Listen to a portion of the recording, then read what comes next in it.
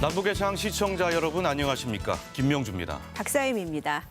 네, 4.27 판문점 남북 정상회담이 열린 지 벌써 만 3년이 지났는데요. 네, 역사적인 장소에서 손을 맞잡았던 남북 정상. 한반도의 새로운 평화의 시대가 열린다고 선언했었죠.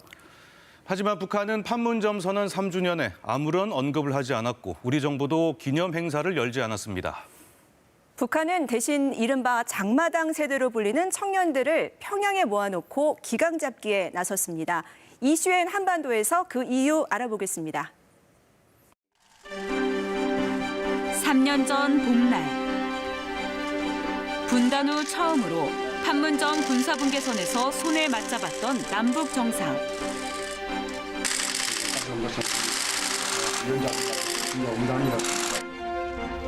남측으로 넘어온 김정은 위원장은 문재인 대통령의 손을 이끌고 예정에 없이 군사분계선을 한 발짝 넘기도 했습니다. 이 장면은 이른바 한반도의 봄을 알리는 서막이었습니다. 배석자 없이 도보다리 회담까지 마친 두 정상은 한반도의 완전한 비핵화를 약속하는 4.27 판문점 선언을 발표했습니다. 오늘 김정은 위원장과 나는 완전한 비핵화를 통해 핵 없는 한반도를 실현하는 것이 우리의 공동 목표라는 것을 확인했습니다. 이토록 지척에 살고 있는 우리는 대결하여 싸워야 할 이민족이 아니라 단합하여 화목하게 살아야 할 한 핏줄을 이은 한 민족입니다.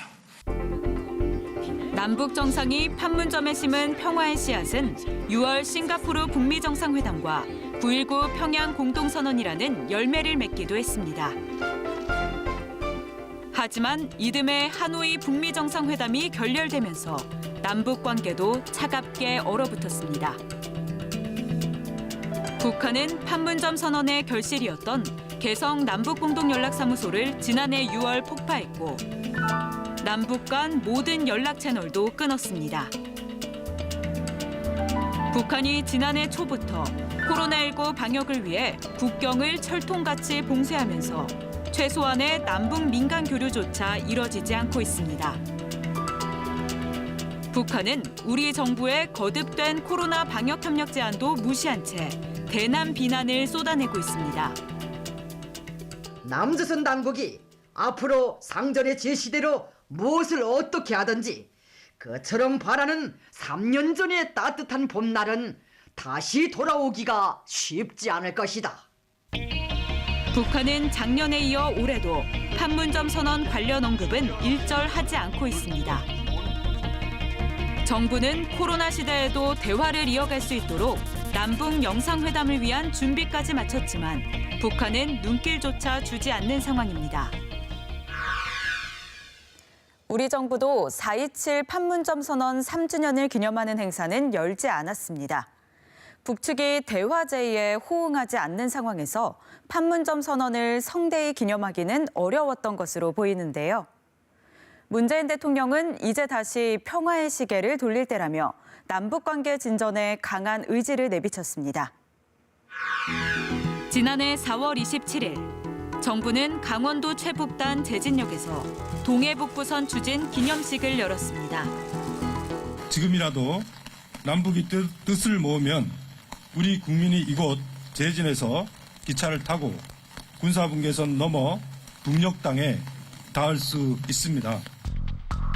하지만 올해는 정부 차원의 기념 행사는 없었습니다. 남북협력 재개, 판문점 선언 이행. 대신 대북 민간단체들이 경의선 남북출입사무소 앞에 모여 판문점 선언의 의미를 되새겼습니다.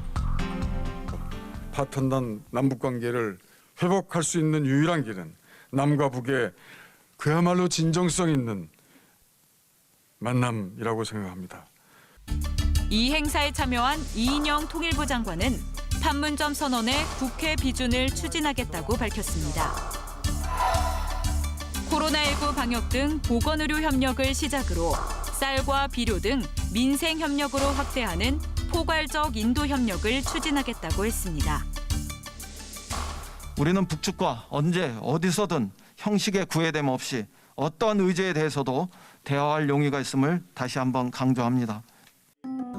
문 대통령은 김 위원장과 만났던 도보다리 풍경이 아직도 눈에 선하다며 판문점 선언 3주년 소회를 밝혔습니다. 다시 대화를 시작해야 할 시간이 다가오고 있습니다. 진통을 겪으면서 얻은 교훈을 바탕으로 평화의 시계를 다시 돌릴 준비를 해야 할 때입니다. 문 대통령은 그러면서 이달 하순 열리게 될 한미 정상회담을 언급했습니다. 바이든 행정부와의 견고한 협력을 바탕으로 한반도 평화 프로세스를 진전시킬 길을 찾겠다는 겁니다. We're going to be working closely with our allies to address the threats posed by both of these countries through diplomacy as well as stern deterrence. 정부는 북한을 다시 대화로 이끌기 위해선 첫 북미 정상회담의 결과물인 싱가포르 합의를 계승해야 한다는 입장입니다. 앞서 문 대통령은 뉴욕타임즈와의 인터뷰에서 대화 재개의 관건은 북미가 서로 신뢰할 수 있는 로드맵을 고안해내는 것이라고 말했습니다. 북미가 서로 양보와 보상을 동시적이고 단계적으로 주고받아야 한다고 강조했습니다. 백악관 고위 관계자가 프레스 브리핑 인터뷰를 했었는데 거기에서 싱가포르 합의에 대해서 약간의 긍정적인 얘기는 나왔습니다. 여전히 우려는 싱가포르 합의를 존중을 한다 하더라도 북한은 적대시 정책을 철회하라라는 조건을 걸고 있기 때문에 그 정도로 대화에 나올지는 확실치 않다라고 판단이 되고요. 4.27 판문점 선언 3주년이 되던 날, 북한은 5년 만에 청년 동맹 대회를 개최했습니다. 대화 제의는 거부하면서 내부적으론 청년 세대의 기강을 잡기 위해 안간힘을 쓰는 모습인데요. 이른바 장마당 세대로 불리는 북한의 청년층이 김정은 위원장의 골칫거리로 떠올랐습니다. 마스크를 쓴 채 다닥다닥 붙어 앉아 필기를 하고 있는 사람들. 북한 노동당 외곽기구 중 하나인 청년 동맹원들입니다. 북한은 지난달 27일 김정은 위원장 집권 이후 두 번째로 청년 동맹 대회를 개최했습니다. 청년 동맹 명칭도 김일성 김정일주의 청년 동맹에서 사회주의 애국 청년 동맹으로 변경됐습니다. 선대 수령에 이름이 빠지고 사회주의가 다시 포함된 건데 북한이 최근 사회주의 정상국가를 지향해온 연장선으로 풀이됩니다. 이번 대회는 사회주의에 배치되는 사소한 싹도 철저히 짓뭉개버려야 한다며 청년들의 사상 무장을 강조했습니다. 경애하는 김정은 동지께 끝없이 충직한 청년 존이가 되자! 북한 청년 동맹원들은 1991년생부터 2007년생까지로 약 500만 명 정도로 추정되고 있습니다. 1990년대 고난의 행군 당시 장마당이 활성화될 때부터 태어나 이른바 장마당 세대로도 불립니다. 탈북했던 북한 출신 주민 1,000명을 조사한 결과 개인보다 집단을 먼저 우선시해야 된다라고 생각한 비율은 한 15% 정도. 북한에 살 때도 이제 그랬다는 거죠. 나라보다는 개인과 가족을 먼저 우선시하는 이제 그런 경향들이 자연스럽게 북한 사회에서도 지금 자리를 좀 잡아가고 있는 것이죠. 컴퓨터와 휴대폰 등을 통해 외부 정보를 습득하고 어렸을 때부터 남한의 대중문화를 접한 세대이기도 합니다. 북한 청년의 70-80%는요. 한국 영화 드라마를 봐요. 이것이 어디서 나타나냐. 북한 젊은이들의 언어가 지금 한국말로 변하고 있습니다. 자기야, 오빠야, 크크크크 다 한국식으로 보내고 있고.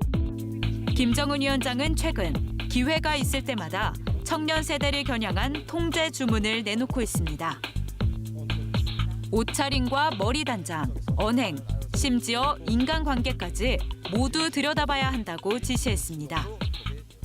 청년 교양 문제를 당과 혁명 그리고 조국과 이민의 사활이 걸린 문제, 더는 수수방관할 수 없는 운명적인 문제로 받아들이고 극심한 경제난 속에 통제하기 어려운 장마당 세대가 김정은 체제의 새로운 위험 요소로 떠오른 것으로 보입니다. 당세포 비서대에서 이제 인간 개조라고 하는 말까지 나왔습니다. 김정은 대에서는 처음 나오는 말이죠. 김정은이 인간 개조라고 하는 말을 이제 강조하기 시작했다라고 하는 거는 그만큼 사상적, 정신적인 이완 상태, 이게 이제 그 북한의 정권 체제에 수호하는데 지금 문제가 있다라고 이제 진단을 하고 있는 것 같고. 노동력의 핵심 축인 청년들의 사상을 무장시켜 경제 발전 성과를 내겠다는 의도도 있는 것으로 분석됩니다. 하지만 북한이 비핵화와 대외 개방을 포함한 새로운 전략으로 전환하지 않는다면 경제 위기는 계속될 것이란 전망이 지배적입니다.